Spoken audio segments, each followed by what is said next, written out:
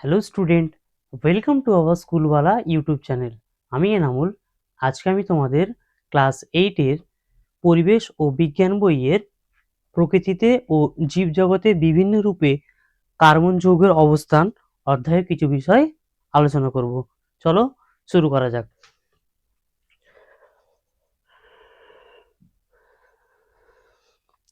প্রথমেই আমরা যে বিষয়গুলো আলোচনা করব তার টপিকগুলো দেখে নিই। কি প্রথম টপিকে কি বলছে না, কার্বন যৌগের উপস্থিতি।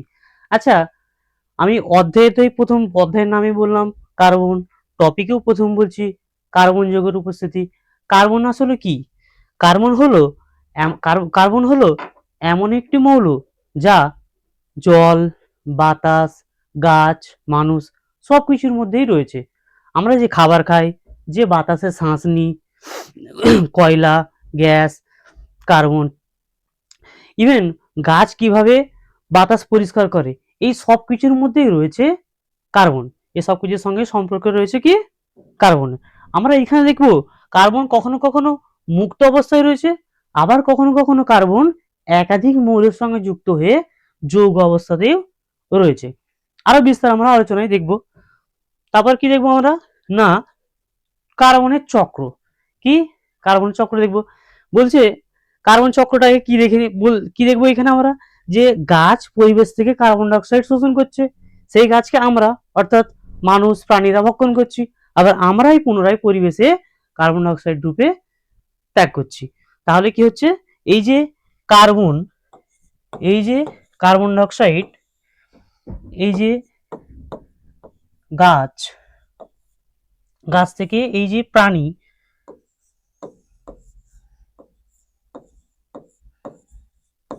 আবার প্রাণী থেকে এই যে কার্বন ডাইঅক্সাইড।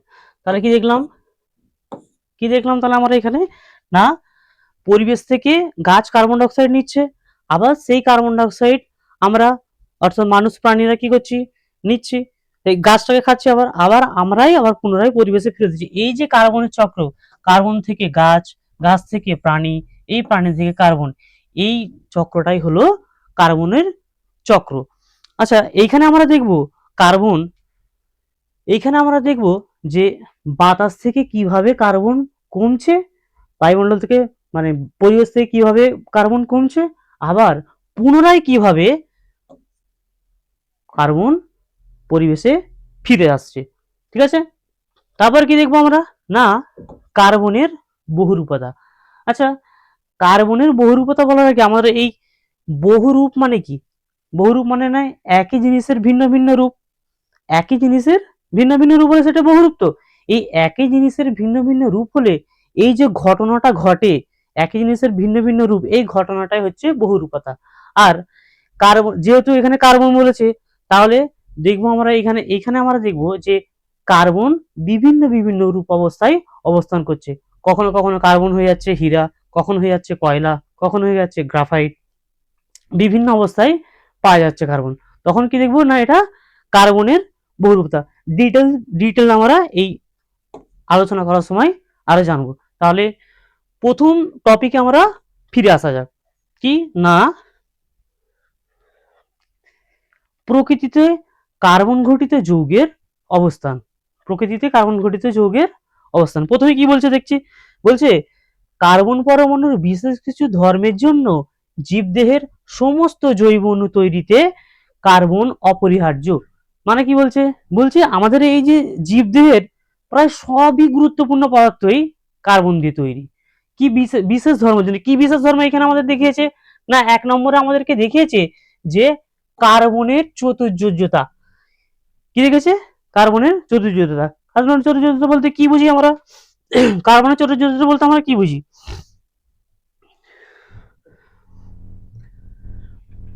দাঁড়া তোরকে বুঝিয়ে দিচ্ছি। কার্বনের চতুর্যোজ্যতা বলতে কি বলছে না, চারটি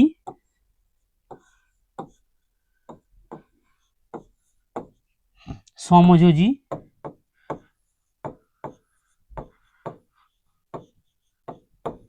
বন্ধন গঠনকারী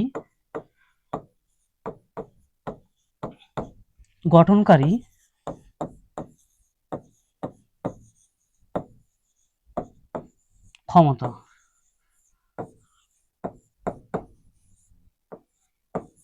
তাহলে কি না, চারটি সমযোজী বন্ধন গঠনকারী ক্ষমতা। এটা কি হলো চতুর্যোজ্যতা। আচ্ছা তোদেরকে যদি উদাহরণ দিয়ে বলি তোরা ভালো করে বুঝবি। আমরা জানি যে কার্বনের আমরা কি জানি, কার্বনের আমরা জানি চারটে হাত। আমরা কি জানি রে, কার্বনের চারটে হাত। তো দেখ কি দেখলাম না, কার্বনের চারটে হাত, কার্বনের চারটে হাত, কার্বনের চারটে হাতে কার্বন যদি হাইড্রোজেনের সঙ্গে কি করে, কার্বন যদি এই চারটে হাতে হাইড্রোজেনের সঙ্গে যদি সমযোজী বন্ধন গঠন করে, তখন তৈরি হয় কার্বন কি, কার্বন আর হাইড্রোজেন মিলে তৈরি হয় কি না, এই মিথেন গ্যাস। কি তৈরি হয়, মিথেন গ্যাস। তাহলে এই কার্বন আর হাইড্রোজেন যে সমযোজী বন্ধন গঠন করেছে, এই যে সমযোজী বন্ধন গঠন করেছে, এই সমযোজী বন্ধন গঠন করার পরে কি হয়েছে, মিথেন গ্যাস। তাহলে এই চতুর্যোজ্যতা ব্যাপারটা বুঝতে পারলি, চারটি ক্ষমতা সম্পন্ন বন্ধন গঠন করার ক্ষমতা। তারপরে কি বলছে দেখ, তারপর কি বলছে 2 নম্বরে কি বলছে যে কার্বন অক্সিজেন নাইট্রোজেন সালফার। কি বলছে না, কার্বন অক্সিজেন নাইট্রোজেন সালফার কিসের সঙ্গে বলছে, যে কার্বন কি বলছে, যে কার্বনের সঙ্গে কি মিশছে, অক্সিজেন মিশছে। কি তৈরি হচ্ছে রে, কার্বন ডাইঅক্সাইড। আবার কি হচ্ছে বলছে কার্বনের সঙ্গে কি সালফার, কার্বনের সঙ্গে কি, কার্বনের সঙ্গে কি হাইড্রোজেন। কি দেখেছে এখানে দেখ, কার্বনের সঙ্গে oxygen nitrogen sulphur, oxygen nitrogen sulphur. তাহলে আমরা জানি কার্বনের সঙ্গে অক্সিজেন যুক্ত হয়ে কার্বন ডাইঅক্সাইড, কার্বনের সঙ্গে সালফার যুক্ত হয়ে কি তৈরি হয়, ঔষধ তৈরি হয়। কি তৈরি হয় রে, কার্বনের সঙ্গে নাইট্রোজেন তৈরি হয়ে কি হয়, প্রোটিন তৈরি হয়। আবার কি কার্বনের সঙ্গে হাইড্রোজেন যুক্ত হয়ে আমরা এক্ষুনি দেখলাম কি না, মিথেন গ্যাস তৈরি হয়। কি হয়, মিথেন তৈরি হয়। তাহলে আমাদের এখানে কি দেখিয়েছে না, কার্বনের কি বলছে চতুর্যোজ্যতা আমরা দেখলাম কি না, চারটি সমযোজী বন্ধন গঠনকারী ক্ষমতা। আর কি দেখলাম যে একাধিক মৌলের সঙ্গে কার্বন যুক্ত হয়ে যৌগ গঠন করছে। কি বলছে না, এই কার্বন নানান রূপে প্রকৃতিতে সর্বত্র ছড়িয়ে আছে। কার্বন কি রয়েছে, নানান রূপে প্রকৃতিতে ছড়িয়ে আছে। কিরকম অবস্থায় রয়েছে, 1 নম্বর বলছে কার্বন কোথায় রয়েছে, মুক্ত অবস্থায় রয়েছে। কিরকম অবস্থায় রয়েছে, মুক্ত। মুক্ত মানে কি আমরা কি দেখেছি, ইন্ডিপেন্ডেন্স, স্বাধীন। তাহলে কি হবে, কারোর দরকার পড়বে না। যখন কার্বন, যে অবস্থায় কার্বন অন্য কোনো মৌলের সঙ্গে যুক্ত না হয়ে একাই থাকে, অন্য কোনো মৌলের সঙ্গে যুক্ত হবে না, সে একাই থাকবে। দেখ তোদেরকে আরো যদি বোঝাই আমি, দেখ দেখ কি মুক্ত অবস্থায় কার্বন কিরকম থাকতে, আমরা ধরে নে এখানে কার্বন, কার্বন দিদি এটা কি হলো না, হীরা, কি হীরা। এখানে আমরা কি দেখি, কার্বন অন্য কোনো মৌলের সাহায্য নেয়নি, কার্বন নিজেই পদার্থ তৈরি করছে। কি তৈরি করছে না, হীরা। তাহলে ইন্ডিপেন্ডেন্স মানে কি, মুক্ত অবস্থায় কার্বন, মুক্ত অবস্থায় কার্বনটা কিরকম তাহলে বুঝেছি। তাহলে কারো যৌগের তাহলে সাহায্য, কারো মৌলের সাহায্য লাগবে না, একাই পদার্থ তৈরি করবে। যেমন আমরা কি দেখবো না, হীরাকে দেখবো না, কি দেখবো আমরা, হিরে, কোক, গ্রাফাইট, গ্যাস ইত্যাদি। ঠিক আছে, বুঝতে পেরেছি মুক্ত অবস্থায় কার্বন কোনটা, তাহলে কারো সাহায্য লাগবে না। এবারে কি বলছে না, বিভিন্ন মৌলের সঙ্গে যুক্ত অবস্থায় কার্বন। এবারে দেখতে কি, বিভিন্ন মৌলের সঙ্গে যুক্ত অবস্থায় কার্বন মানে একাধিক মৌলের সঙ্গে যুক্ত হয়ে কি করবে, যৌগ গঠন করবে। যেমন আমরা একটু আগেই তো দেখেছি, এই তো এক্ষুনি তো দেখলাম, দেখলাম না, কি দেখলাম, এই যে একাধিক মৌলের সঙ্গে যুক্ত হলো, যুক্ত হলে যৌগ গঠন করলো। তাহলে কি দেখবো না, যখন যখন কার্বন যখন বিভিন্ন মৌলের সঙ্গে যুক্ত হয়ে নতুন যৌগ তৈরি করবে, তাকে কি হবে না, বিভিন্ন মৌলের সঙ্গে যৌগিক অবস্থায় কার্বন হবে। কিরকম যৌগিক অবস্থায় কার্বন হবে, সর্বত্র ছড়িয়ে রয়েছে জৈব মানে বিভিন্ন মৌলের সঙ্গে যুক্ত অবস্থায় কার্বন পুরো সর্বত্র ছড়িয়ে রয়েছে। যেমন তোরা দেখবি যে জীব দেহের কার্বন, জীবদেহের কার্বনের উপস্থিতি কিরকম রে, জীবদের কার্বনের উপস্থিতি আমাদের জীবদেহের প্রায় 50%ই আমাদের জীবদেহের প্রায় 50%ই এই আমাদের জীবদেহ আমাদের যে ভরের প্রায় 50%ই এই কার্বন দিয়ে তৈরি। যেমন প্রোটিন, দেখ protein, carbohydrate, deoxyribonucleic acid, ribonucleic acid, cellulose, lipid, adenosine triphosphate, এই সব কিছুই হলো কি না কার্বন দিয়ে তৈরি। বুঝতে পেরেছি? আরো কার্বনের অনেক রকম উপাদান দিয়ে তৈরি আছে। দেখ তোরা দেখবি কি বলছে, প্রাণী ও জলজ জীবের খোলায়, কি বলছে রে, প্রাণী ও জলজ জীবের খোলায় কার্বন থাকবে। কিরকম ভাবে থাকবে রে, বলছে এই যে শামুক, ঝিনুক আর এই যে জলজ ক্ষুদ্র জীব রয়েছে, শামুক, ঝিনুক, এই যে জলজ শামুক, ঝিনুক, এই যে জলজ ক্ষুদ্র জীব রয়েছে, এদের খোলায় এই প্রাণী ও জীবের কার্বন ডাইঅক্সাইড রূপে এই এদের খোলাতে কি হয়, কার্বন ডাইঅক্সাইড রূপে সঞ্চিত অবস্থায় থাকে। এই বিস্তর আমরা জানবো, এই দেখতে পাবো পরের স্টেপেই দেখতে পাবো কিভাবে আসছে না আসছে। বলছে জ্বালানি রূপে, জ্বালানি রূপে আমাদের প্রতিদিনের শক্তি পাওয়ার জন্য আমরা কয়লা, পেট্রোল, গ্যাস সারাক্ষণ পুড়িয়েই চলেছি, দহন করেই চলেছি, তো তাতে কিন্তু সেখানে কি থাকে, সেখানে সব কার্বনই। কি বলছে না খাদ্যের উপাদান, খাদ্যের উপাদান আমরা দেখলাম যে বাতাস থেকে গাছ কার্বন ডাইঅক্সাইড নিল, সূর্য আলো ক্লোরোফিলের সাহায্যে কি তৈরি করলো, গ্লুকোজ তৈরি করলো, তাহলে শর্করা। তাহলে কি দেখলাম, খাদ্যের উপাদানে কি আছে, শর্করা, লিপিড, প্রোটিন সবাই কি রয়েছে কার্বন। আবার কি দেখছি না খনিজ পদার্থ, কি মার্বেল, চুনা পাথর, গ্রানাইট, এই যে ডলোমাইট, এই যে এইগুলো সবগুলোর মধ্যে রয়েছে কার্বন। আমরা দেখলাম কার্বন, এইখানে দেখলাম ক্যালসিয়াম কার্বনেট, এখানে দেখলাম ম্যাগনেসিয়াম কার্বনেট, এখানে দেখলাম জিঙ্ক কার্বনেট রূপে রয়েছে। তারপরে কি বলছে না গ্যাসীয় কার্বনের গঠন। কি বলছে গ্যাসীয় কার্বনের গঠন কি দেখছি আমরা, কার্বন ডাইঅক্সাইডকে দেখছি, কি দেখছি আমরা কার্বন মনোঅক্সাইডকে দেখছি আমরা, এই যে দেখছি না কার্বন ডাইঅক্সাইড, কার্বন মনোঅক্সাইডকে দেখছি।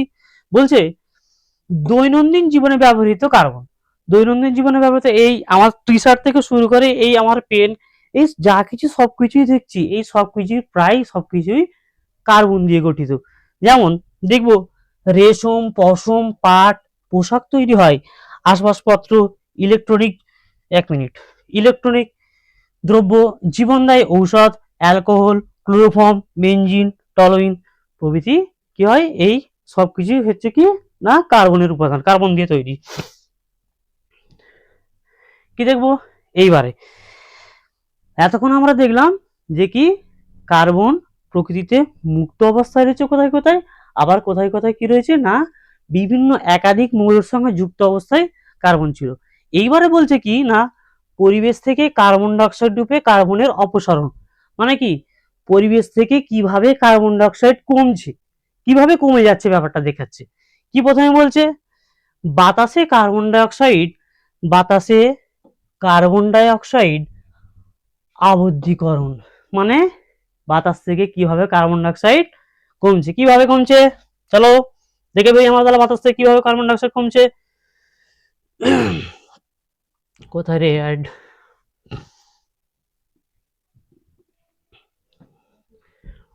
কিভাবে কমছে তাহলে বাতাস থেকে, বলছে গাছ আমরা দেখলাম গাছ বাতাস থেকে কার্বন ডাইঅক্সাইড নিল, ঠিক আছে, গাছ বাতাস থেকে কার্বন ডাইঅক্সাইড নিল, গাছ বাতাস থেকে কার্বন ডাইঅক্সাইড নিয়ে সূর্য আলো ক্লোরোফিলের সাহায্যে কি তৈরি করে, গ্লুকোজ তৈরি করলো, খাদ্য তৈরি করলো, তার কি হচ্ছে গ্লুকোজ C6H12O6 তৈরি করলো।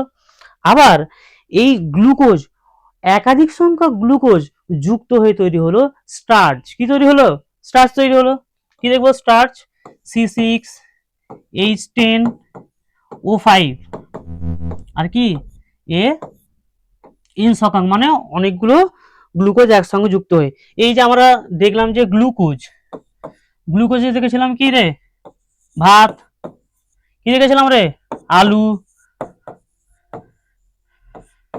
আর যে এই যে দেখতে পাচ্ছি আমরা স্টার্চ, স্টার্চ গুলো কোনগুলো একাধিক যুক্ত হয়ে গঠন করেছে তো কে দেখলাম, যেমন কি আম, কি দেখলাম আঙ্গুর, বিভিন্ন রকম মিষ্টি ফল, কি রকম মিষ্টি ফল। বলছে এই বিষয়টা বলার উদ্দেশ্য হলো আমার এই যে পরিবেশ থেকে কার্বন ডাইঅক্সাইড নিয়ে এই যে পরিবেশ থেকে কার্বন ডাইঅক্সাইড নিয়ে তারপর তৈরি হচ্ছে গ্লুকোজ, গ্লুকোজ থেকে তৈরি হচ্ছে এই যে স্টার্চ, এই যে পুরো প্রক্রিয়াটা চলছে, এই পুরো প্রক্রিয়াটার নাম হচ্ছে কি কার্বন অ্যাসিলেশন। বুঝতে পারলি তোরা? কার্বন, আর এই যে কার্বন থেকে এই যে গ্লুকোজ থেকে, এই যে গ্লুকোজ থেকে স্টার্চে যাচ্ছে, এটা কি না বায়োসিনথেসিস। তোরা এইখানে তো দেখলে বুঝতে পারবি তোরা এবারে কিরকম ভাবে হচ্ছে। কি বলছে, সবুজ গাছ জলে শ্যাওলা ও সায়ানোব্যাকটেরিয়া সালোক সংশ্লেষের মাধ্যমে বাতাসে কার্বন ডাই অক্সাইডকে সরল খাদ্যে গ্লুকোজ, যে বললাম গ্লুকোজ তৈরি করছে। আর কি হচ্ছে, এক মিনিট, কি বলছে, পরে এই গ্লুকোজ পরিবর্তনিত হয়ে স্টার্চ, দেখালাম তোদের, অন্যান্য বহু জৈব যৌগ, বিভিন্ন জৈব যৌগ সংশ্লেষকে একত্রে বলা হয় যৌগ সংশ্লেষ। এই যে জৈব সংশ্লেষ বলছে, এটাই হচ্ছে কি না বায়োসিনথেসিস। আমরা দেখলাম যে কার্বন ডাইঅক্সাইড সরি গ্লুকোজ থেকে যখন কি হচ্ছে স্টার্চটা যখন বানাচ্ছে, তখন সেই বিষয়টা হচ্ছে কি না বায়োসিনথেসিস। এর ফলে বাতাসে কার্বন ডাইঅক্সাইড যৌগে আবদ্ধ হয় এবং কোষে নানা স্থায়ী যৌগে পরিণত হয়। এই ধাপকে আমরা বলবো কার্বনের উত্তীকরণ, মানে কার্বন অ্যাসিলেশন। বুঝতে পেরেছি? এই যে পুরো প্রসেসটা পুরোটা চলছে, এই পুরো প্রসেসটাই হলো কি না কার্বন অ্যাসিলেশন, কার্বনের কি উত্তীকরণ। বুঝতে পেরেছি? কিছু অবয়জীবী ব্যাকটেরিয়া যেমন কার্বন মনোঅক্সাইড, এই কার্বন মনোঅক্সাইড জৈব রূপেও রূপান্তরিত হয়। তাহলে আবার কি হয় না পরিবেশ থেকে শোষণ নিচ্ছে। তাহলে কি বলছে, আমরা এক নম্বরে দেখলাম যে বাতাস থেকে কিভাবে কার্বন ডাইঅক্সাইডটা কমে আসছে। দু নম্বরে কি বলছে না সামুদ্রিক প্রাণীর খোলক। এবারে বলতেছে কি সামুদ্রিক প্রাণী কিভাবে কম কম হবে, বলছে সামুদ্রিক প্রাণীতে এক ধরনের কি থাকে না শৈবাল থাকে, কি না অ্যালগি, অ্যালগি নামক এক ধরনের শৈবাল থাকে, যে কি করে সমুদ্রের জলে বায়ু থেকে অত্যাধিক পরিমাণ কার্বন ডাইঅক্সাইড শুষে সমুদ্রের জলে স্টোর করে রাখে। ওই কার্বন ডাইঅক্সাইড শোষণ যে জল রয়েছে, ওই শামুক ঝিনুক কোরাল জাতীয় এরা কি করে ওই সমুদ্রের জল থেকে কার্বন ডাইঅক্সাইড শোষণ করে, এরা এদের কি করে খোলক তৈরি করে। কি তৈরি করে? খোলক তৈরি করে। তাহলে কিভাবে সামুদ্রিক প্রাণীর খোলক গঠন হচ্ছে, তাহলে কিভাবে জল থেকে কার্বন ডাইঅক্সাইড শোষণ করছে প্রাণীরা, দেখলাম শামুক ঝিনুক ও কোরাল জাতীয় প্রাণীরা জলে দ্রবীভূত কার্বন ডাইঅক্সাইডের শোষণ করে তাকে কার্বনের যৌগ রূপে রূপান্তরিত করে, আর কি করে খোলক গঠনের কাজে ব্যবহার করে। তাহলে কিভাবে কমলো বুঝতে পারছি কার্বন ডাইঅক্সাইডটা। আচ্ছা, তারপরে কি বলছে না ধাতব কার্বনেট গঠন। ধাতব কার্বনেট গঠন কিরকম, এই দেখলাম বাতাসের কার্বন ডাইঅক্সাইড, আর এখানে দেখলাম আমাদের কি রয়েছে পাথর রয়েছে। এই পাথর আর এই কার্বন ডাইঅক্সাইড যুক্ত হয়ে কি তৈরি করে, খনিজ তৈরি করে। কি তৈরি করে? খনিজ। যেমন আমরা দেখবো চুনা পাথর, মার্বেল, এই যে দেখবো আমরা মার্বেল, চুনা পাথর, ডলোমাইট এসব তৈরি করব। তাহলে কি দেখবো ধাতব কার্বনেট যখন গঠন হচ্ছে কিভাবে তৈরি হচ্ছে, দেখলাম বাতাসে কার্বন ডাইঅক্সাইড পাথরের সঙ্গে মিশে কি তৈরি হচ্ছে, বাতাস থেকে কার্বন ডাইঅক্সাইড কমে আসছে, কি তৈরি হচ্ছে খনিজ। কিরকম, বায়ুমণ্ডলের কার্বন ডাইঅক্সাইড শোষণ করে, এক মিনিট, বায়ুমণ্ডলের কার্বন ডাইঅক্সাইড শোষণ করে বা কার্বন ডাইঅক্সাইড শোষণ করে বিভিন্ন ধাতব carbonate, calcium carbonate, magnesium carbonate গঠন করে। উদাহরণস্বরূপে চুনা পাথরের গুহায়, এই একটা জিনিস বলতে হবে আমাদেরকে, এই যে দেখতে পাচ্ছি যে এইখানে একটা যে দেখতে পাচ্ছি, এই যে দেখতে পাচ্ছি আমরা স্ট্যালাকটাইট আর এই যে স্ট্যালাগমাইট। চুনা পাথরের গুহায় আমরা অনেক সুন্দর সুন্দর দেখি এই ছবিগুলো আমরা দেখি যে ছাদ থেকে ঝুলে থাকে যখন ঝুরি ঝুরি ঝুরি ঝুরি ঝুরি রূপে চুনা পাথরের গুহায়, এইগুলো কি হয় না এগুলো হচ্ছে স্ট্যালাকটাইট। আর মেঝে থেকে যেগুলো ঝুরি ঝুরি ঝুরি অবস্থায় উঠে থাকে সেগুলো কি হলো না স্ট্যালাগমাইট। বুঝতে পারছি আশা করি। তাহলে স্ট্যালাকটাইটটা কি, স্ট্যালাগমাইটটা কি? আচ্ছা, সুন্দর সুন্দর নানান আকৃতির কথা বলা যায়, এগুলো ক্যালসিয়াম কার্বনেট দিয়ে তৈরি হয়। তাহলে দেখলাম বাতাস থেকে কিভাবে কার্বন ডাইঅক্সাইড কমছে, দেখলাম সমুদ্রের জল থেকে কিভাবে কার্বন ডাইঅক্সাইড কমছে, এবার আবার দেখলাম বাতাস থেকে কিভাবে কার্বন ডাইঅক্সাইড কমছে। ঠিক আছে, চলো দেখি কি বলছে। বলছে বৃষ্টির সময় কার্বনের গঠন। এবার কি দেখবো না বৃষ্টি পড়ছে, বাতাসে কার্বন ডাইঅক্সাইড, বৃষ্টি থেকে বাতাসে কার্বন ডাইঅক্সাইড কি হবে কার্বলিক অ্যাসিড গঠন করবে। আর এই কার্বনিক অ্যাসিড ভেঙে গিয়ে কি হবে, বাইকার্বনেট আয়ন তৈরি হবে। বাইকার্বনেট আয়ন তৈরি হলে কি হবে না, কার্বন ডাইঅক্সাইড সবুরে এই যে বাইকার্বনেট আয়ন যে তৈরি হলো, এই বাইকার্বনেট আয়নগুলো সমুদ্রের জলে গিয়ে মিশে মিশে কি হবে না, কার্বন ডাইঅক্সাইড সমুদ্রের জলের সঙ্গে ক্যালসিয়ামের উপস্থিতিতে ক্যালসিয়াম কার্বনেট মানে আবার কি তৈরি হলো, আবার পাথর তৈরি হলো। কিভাবে হলো, এটি পরে অর্ধক্ষিপ্ত হয় এবং অ্যালগির এক ধরনের এই একটু আমি আগেই বলছিলাম যে অ্যালগি একটা এক ধরনের শৈবাল যে বাতাস থেকে প্রচুর পরিমাণে কার্বন ডাইঅক্সাইড শোষণ করে সমুদ্রের জলে রাখে, কি করে শোষণ করে ব্যবহার করে। তাহলে আমরা দেখলাম যে পরিবেশ থেকে কিভাবে কার্বন ডাইঅক্সাইডটা কমে আসছে, বুঝতে পেরেছি ব্যাপারটা কিভাবে কমে আসছে। ওকে, নেক্সট কি বলছে দেখ, বলছে না পরিবেশে carbon dioxide, carbon monoxide, methane রূপে কার্বনের সংযোজন।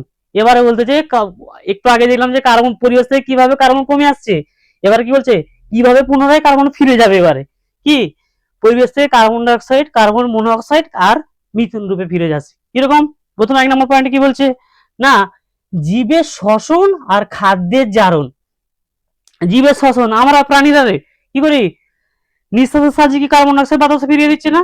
আর কি খাদ্যের জারণ, বলছে তৃণভোজী উদ্ভিদ জীবেরা তাদের খাদ্যের যখন জারণ করে মানে যখন ভাঙে তখন সরাসরি ওই খাদ্যের জারণের মাধ্যমে কার্বন ডাইঅক্সাইড বাতাসে মিশে যায়। দেখ বললে কিভাবে বুঝবো, সবুজ উদ্ভিদ শ্বাসকার্যের সময় দেহে গ্লুকোজের জারণ তৈরি করার কার্বন ডাইঅক্সাইড ছেড়ে দেয়। এই সালোক সংশ্লেষের এটি হচ্ছে এই যে ছেড়ে দেওয়াতে এটা হচ্ছে সালোক সংশ্লেষের বিপরীত প্রক্রিয়া। এখানে কার্বন ডাইঅক্সাইড আবার পরিবেশে ফিরে যায়।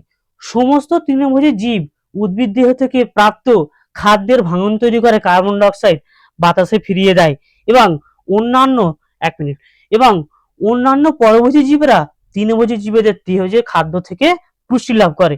এর পাশাপাশি শ্বাসকার্যের মাধ্যমে তারা আবার পুনরায় কার্বন ডাইঅক্সাইড কি করে পরিবেশে ফিরিয়ে দেয়। বুঝতে পারলাম কিভাবে ফিরিয়ে দিচ্ছে। আচ্ছা কি দেখছি, এবারে বলছে মৃত জীবদেহ থেকে ব্যাকটেরিয়া ছত্রাক, মৃত জীবদেহ থেকে ব্যাকটেরিয়া ছত্রাক। আচ্ছা আমরা প্রতিদিন দৈনন্দিন জীবনে ব্যবহৃত যে বর্জ্য পদার্থ, যেমন তোর বাড়িতে দেখবি কিচেনের বর্জ্য পদার্থ, নানান রকম যে বর্জ্য পদার্থ, এই বর্জ্য পদার্থগুলো যখন আমরা ফেলে দিচ্ছি এইগুলো যদি পচন যদি না নষ্ট হয়, যদি না পচন যদি না হয় তাহলে কি হবে, এরকম তো বর্জ্য পদার্থ পুরো পাহাড় হয়ে যাবে রে, পাহাড় হয়ে যাবে না। সেই রকম দেখ কি বলছে,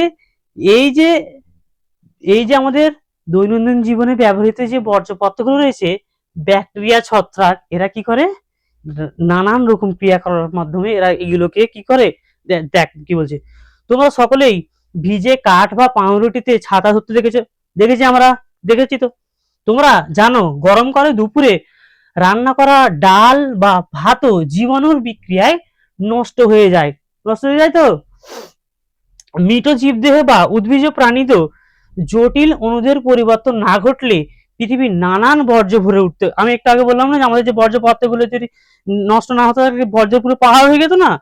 বিভিন্ন ব্যাকটেরিয়া, এই যে ব্যাকটেরিয়া ও ছত্রাক বিভিন্ন এনজাইমের সাহায্যে এই জটিল যৌগগুলিকে নানান পরিবর্তন ঘটায় আর সরলতম যৌগ তৈরি করে। এইটা দেখ যে আমাদের বর্জ্য পদার্থগুলো ছিল কি হয়েছিল, ব্যাকটেরিয়া ছত্রাকরা আর এনজাইমের মাধ্যমে এগুলোকে কি করছে সরল করে দেবো।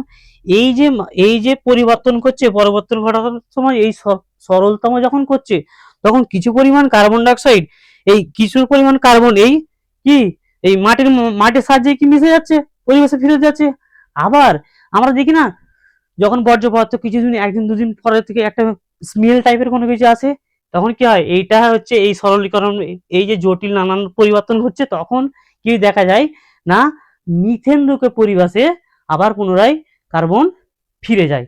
বুঝতে পেরেছি, তাহলে কিভাবে ফিরে যাচ্ছে বলছে এই সময় কিছু কার্বন ঘটিত যৌগ মাটি, এরা একটু আগে যেগুলো মাটি থেকে যাচ্ছে ও জলে মেশে কিছু কার্বন ডাইঅক্সাইড বাতাসে ফিরে যায় আর পৃথিবীর বিস্তৃত জলভূমি ধান ক্ষেত বনভূমিতে এই মিথেন উৎপাদনকারী ব্যাকটেরিয়া নানান উদ্ভিজ পদার্থের বিয়োজিত মিথেন তৈরি করে বাতাসে ছেড়ে দেয়।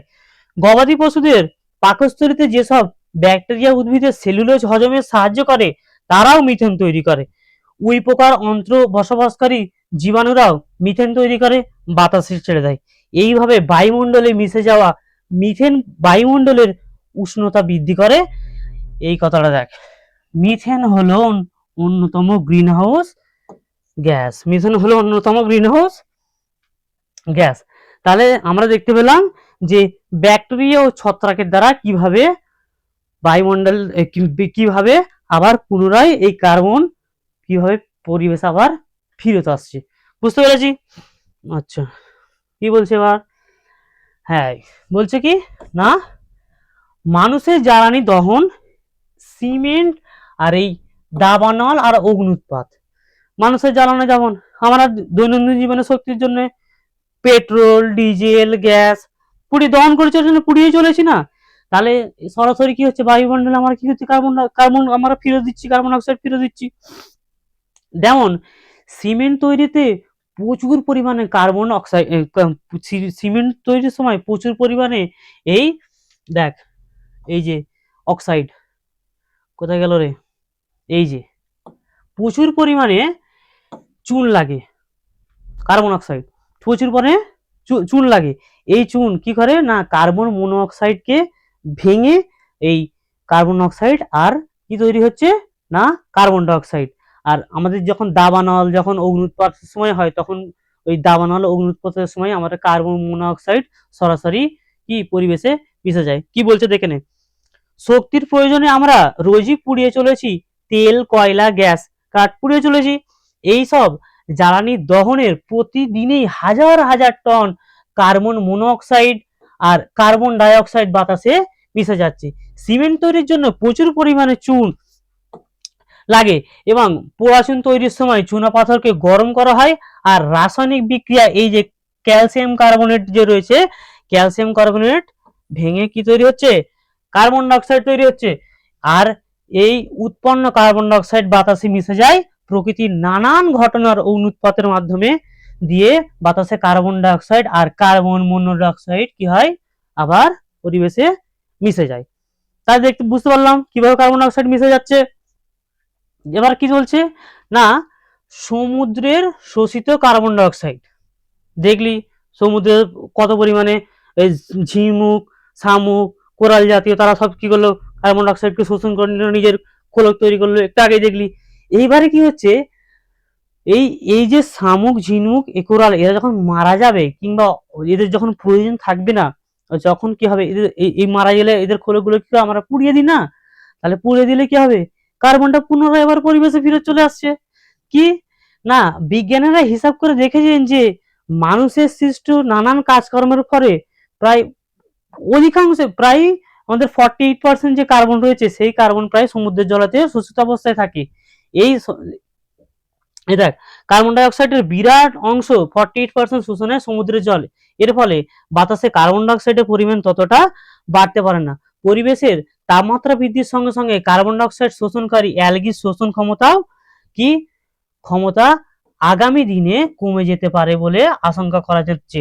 তার মানে কি বলছে এখানটা করে, এই যে এই যে সমুদ্রের জলে যে কার্বন ডাইঅক্সাইড যে এত পরিমাণ শোষণ করে রেখেছে আমাদের কৃতকর্মের ফলে, যে কার্বন ডাইঅক্সাইড উৎপন্ন হয়, যে এই এত পরিমাণে কার্বন ডাইঅক্সাইড, এই যে 48% যে কার্বন ডাইঅক্সাইড যে শোষণ করে রেখেছে অ্যালগি, এটা কি যখন তাপমাত্রা বাড়বে, তাপমাত্রা বাড়ার সঙ্গে সঙ্গে কি হবে, এই কার্বন ডাইঅক্সাইড পুনরায় বাতাসের মধ্যে আবার কি ফিরে আসবে।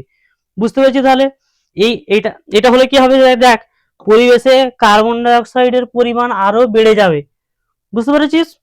এইবারে দেখ, এই যে সামুদ্রিক প্রাণীর খোলক, এই একটু বোধহয় এখানেই বলে ফেলছিলাম, সামুদ্রিক প্রাণীর খোলক, এই যে শামুক, ঝিনুকের মৃত্যুর পর আর মানুষের যে অপ্রয়োজন, তারপরে আমরা কি করি, এগুলোকে পুড়িয়ে দিত। পুড়িয়ে দিলে কি হবে, সরাসরি বায়ুমণ্ডলে পরিবেশে আবার কার্বন পুনরায় ফিরত আসবে।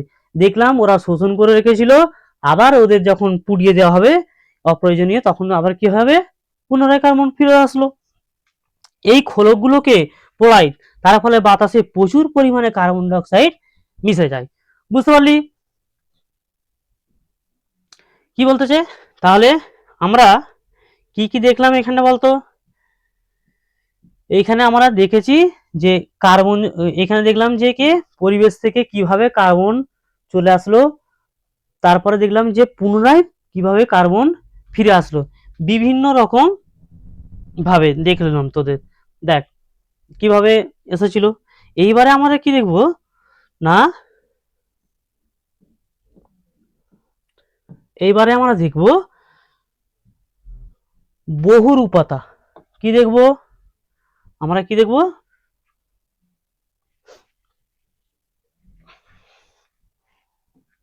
কি দেখব, বহুরূপতা। আচ্ছা, বহুরূপতা তোদেরকে বলার আগে, বহুরূপ মানে বললাম যে একই জিনিসের ভিন্ন ভিন্ন রূপ হলে তবে সেটা বহুরূপ হবে। আর এই একই জিনিসের যে ভিন্ন ভিন্ন রূপ হচ্ছে, এই যে ঘটনাটা ঘটছে, এটা হচ্ছে বহুরূপতা। তেমন ঠিক দেখ, বহুরূপতাটা তোদেরকে বলছি কিরকম। বলছে একই মৌল, আচ্ছা তোদের একটা উদাহরণ বলে দেখি দাঁড়া। যেমন খাতার পাতা, ঠিক আছে। আচ্ছা, খাতার পাতা দিয়ে আমরা কেউ কেউ কি বানাই, নৌকা। আবার খাতার পাতা দিয়ে কেউ কেউ কি বানাই, খাম। আবার কেউ কেউ খাতার পাতা দিয়ে কি বানাই রে, কাগজের প্লেন বানাই না আমরা।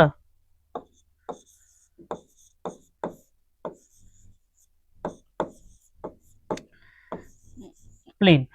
দেখলাম যে মূল উপাদান হচ্ছে খাতার পাতা, কখনো খাতার পাতা হয়ে যায়, কখনো খাতার পাতা হয়ে যাচ্ছে নৌকা, কখনো খাতার পাতা হয়ে যাচ্ছে খাম, কখনো খাতার পাতা হয়ে যাচ্ছে প্লেন।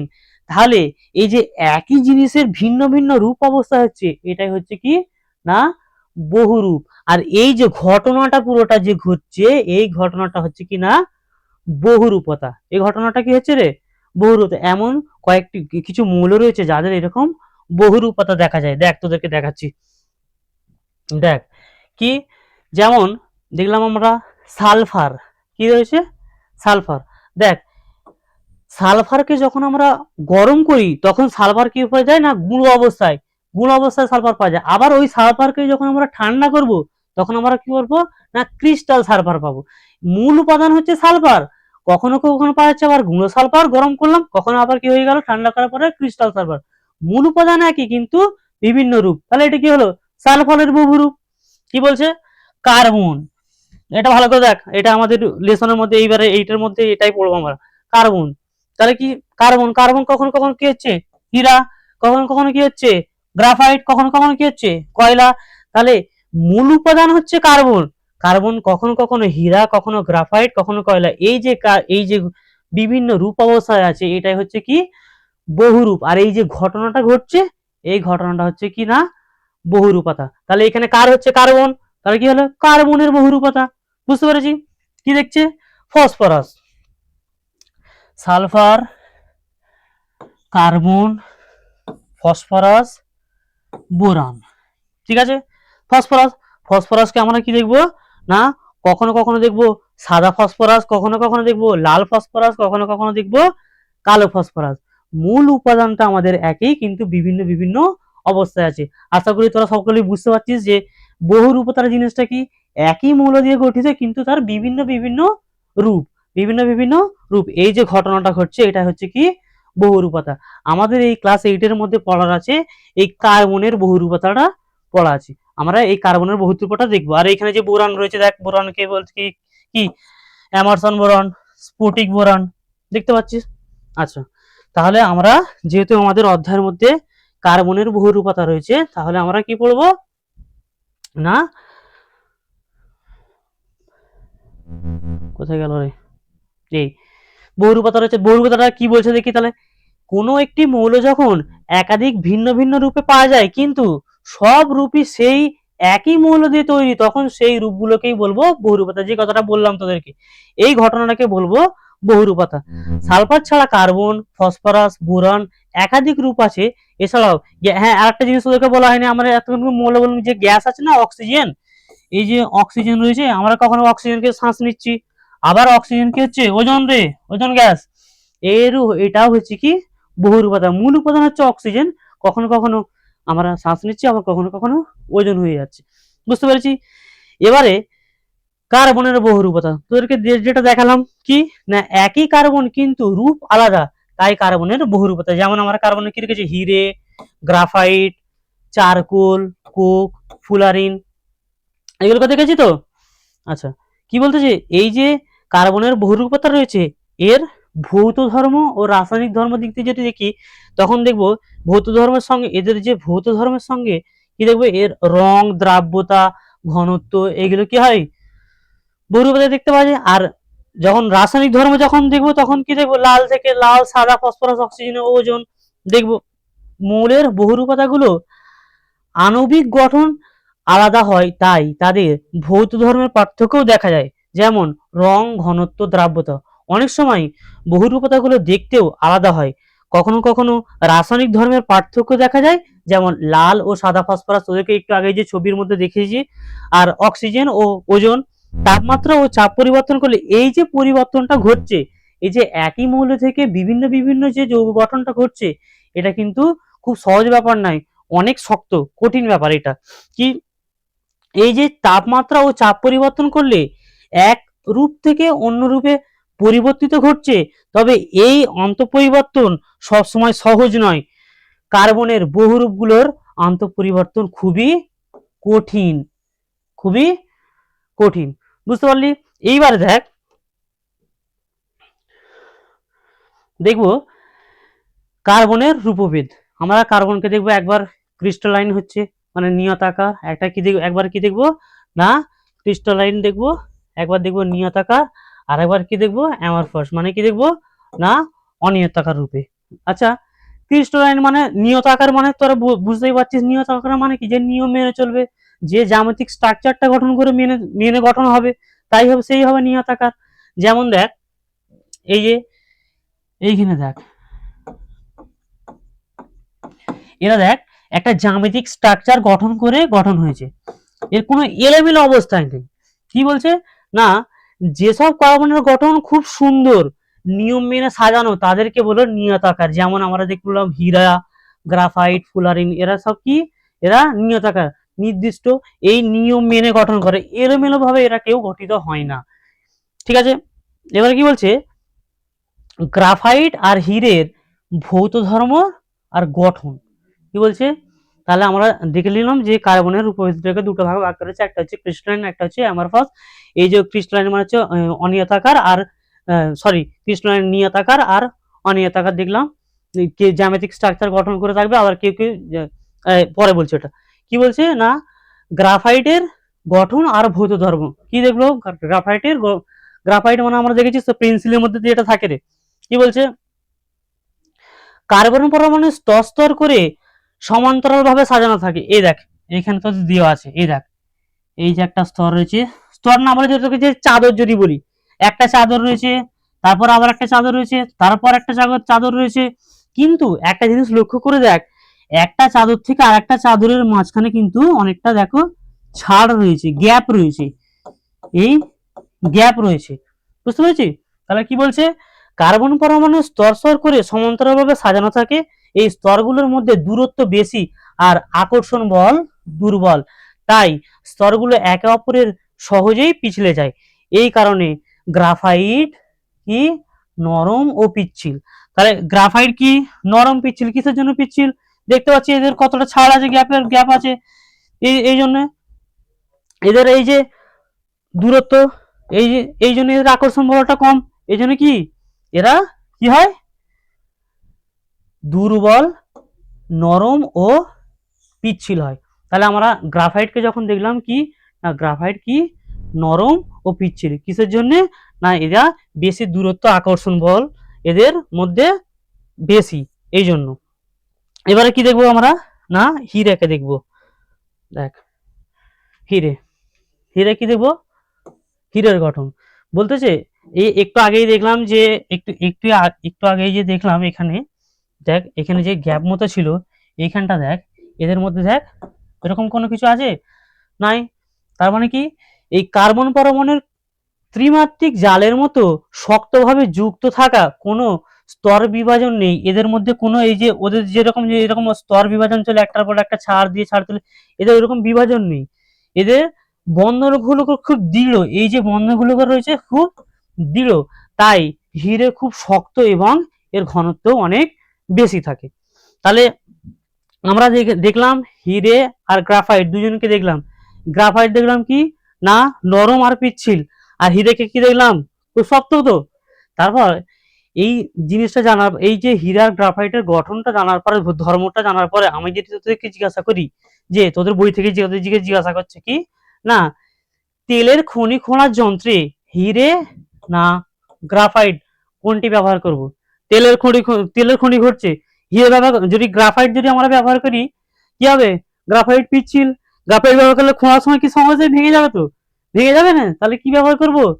তেলের খনি খোলার সময় কি ব্যবহার করব? অবশ্যই আমরা কি ব্যবহার করব না হিরে। কেন হিরে? হিরে হচ্ছে খুব শক্ত, এর আণবিক গঠন ক্ষমতা খুব দৃঢ়, এই জন্য শক্ত বলে তাই ব্যবহার করব আমরা হিরে। 2 নম্বরে কি বলছে? পিচ্ছিল কারক হিসাবে তেল হিরে নাকি তেল গ্রাফাইট? পিচ্ছিল কারক হিসাবে আমরা কি ব্যবহার করব? তেল আর হিরেকে ব্যবহার করব। তেল আর পিচ্ছিল কারক, যখন তেল আর হিরে ব্যবহার করে, হিরে তো শক্ত, তখন পিচ্ছিল কারক হবে আর কোনো কিছু?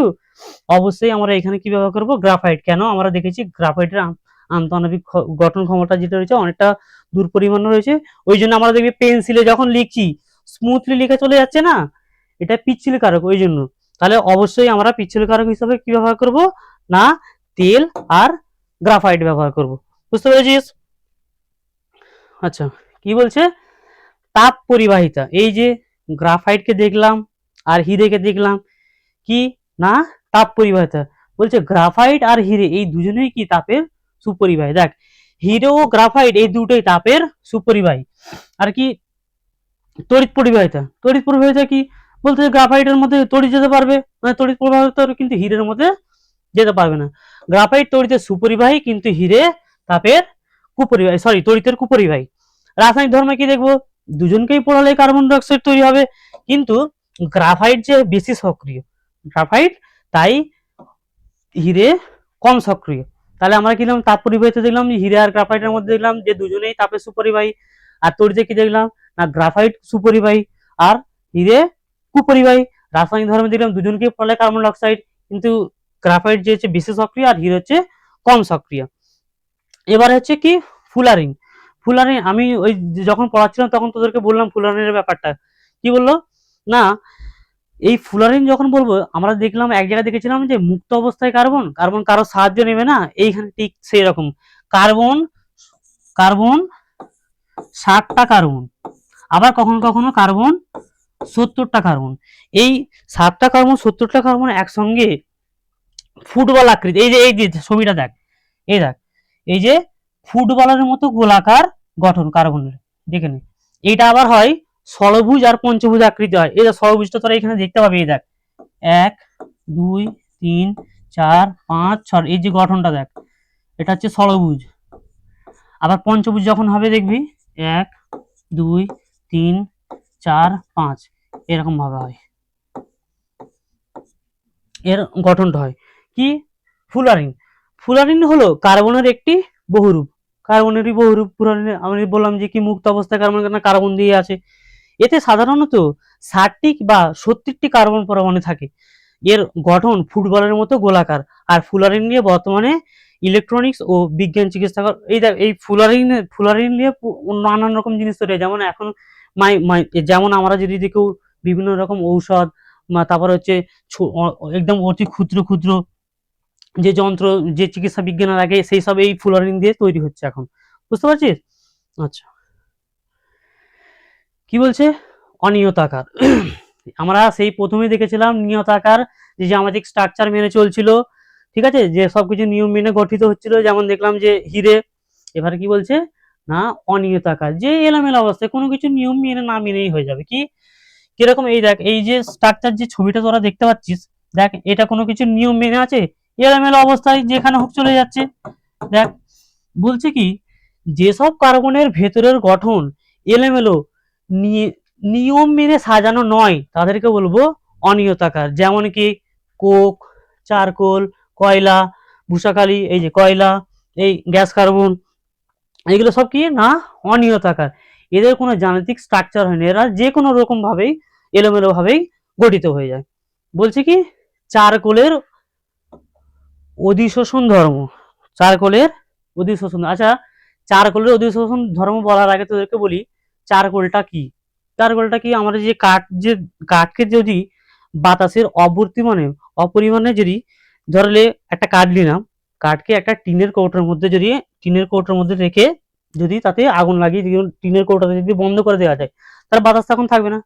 এই অবস্থায় যখন কাঠটা যখন পুড়বে তার ভিতরে দেখবে একটা ছাই পড়ে থাকবে, ওই ছাইটাই হলো কি না চারকোল। ওই ছাইটাই হলো কি রে চারকোল। এবারে কি বলছে, এই চারকোলের কি অধিশোষণ ধর্ম মানে কি, এই যে চারকোল, চারকোল কি করে রং, অন্যান্য গ্যাস, আবার পদার্থকে কি করে এই চারকোল শুষে নেয়। কি করে চারকোল এইগুলোকে শুষে নেওয়ার ক্ষমতা রাখে। কি, চারকোল পৃষ্ঠে গ্যাস, রং ও অন্যান্য পদার্থকে আটকে রাখার ক্ষমতাকে চারকোলের অধিশোষণ ধর্ম বলবো। তোরা এটাকে নিজে বাড়িতে প্র্যাকটিস করেও দেখতে পারিস যে এটা হচ্ছে কি না হচ্ছে। একটা বিকারে নিবি, একটা বিকার নিয়ে তাতে জল নিবি, জল নিয়ে কি করবি, কালি দিবি, পেনের কালি নিয়ে ভালো করে সেটাকে মেশাবি। মেশাবার পরে ওই বিকারের মধ্যে কি চারকোলের গুঁড়ো ঢালবি তোরা ওইখানে। চারকোলের গুঁড়ো ঢাললে চারকোলের গুঁড়ো দেওয়ার পরে কিছুক্ষণ পরে যখন ওটা ফিল্টার করবি দেখতে পাবি যে চারকোল ওই যে জলের মধ্যে যে কালি ছিল ওই কালিটাকে প্রায় সবটাই প্রায় অ্যাবজর্ব করেছে, মানে শুষে নিয়েছে, তখন একটা ফিল্টার জল পেতে পারবো আমরা। বুঝতে পারছিস? তাহলে আজকে তাহলে আমরা কি দেখেছি তাহলে না, আজকে আমরা প্রথমেই দেখেছি যে কার্বন যৌগ যে প্রকৃতিতে চারিদিকে যে ছড়িয়ে রয়েছে সেই কার্বন দেখেছি, কখনো মুক্ত অবস্থায় ছিল, কখনো আবার কি ছিল বিভিন্ন মৌলের সঙ্গে যুক্ত অবস্থায় ছিল। কার্বনের চক্র দেখেছি, পরিবেশ থেকে কিভাবে কার্বন ডাইঅক্সাইড আসছে, আবার পুনরায় কিভাবে কার্বন ডাইঅক্সাইড ফিরে আসছে দেখেছি। তারপরে কি দেখলাম, বহুরূপতা দেখলাম সালফার দেখলাম, বোরান দেখলাম, ফসফরাস দেখলাম, এদের দেখলাম একই মৌল কিন্তু বহুরূপতা দেখেছিলাম এখানে। আবার আমাদের ক্লাসের মধ্যে যেহেতু কার্বন রয়েছে সেহেতু আমরা কার্বনের বহুরূপতা দেখেছি। আমরা